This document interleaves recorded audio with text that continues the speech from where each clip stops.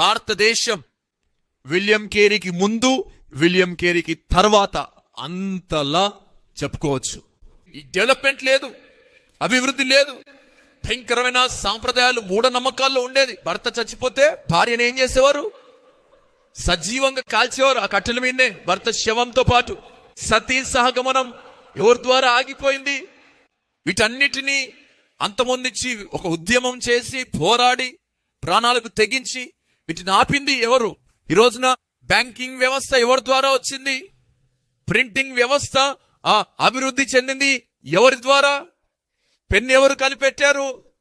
ఈ రోజున ప్రతి ఒక్కరికి చదువు, వైద్యం, యూనివర్సిటీస్ ఎలా వచ్చాయంటే, ఇంత డెవలప్మెంట్ భారతదేశంలోనికి రావడానికి కారణం ఎవరో తెలుసా? William Carey. ఆయన చేసిన మిషనరీ సేవ. India is before William Carey and after William Carey లాగా మారిపోయింది. దేవునికి స్తోత్రం కలుగునుగా.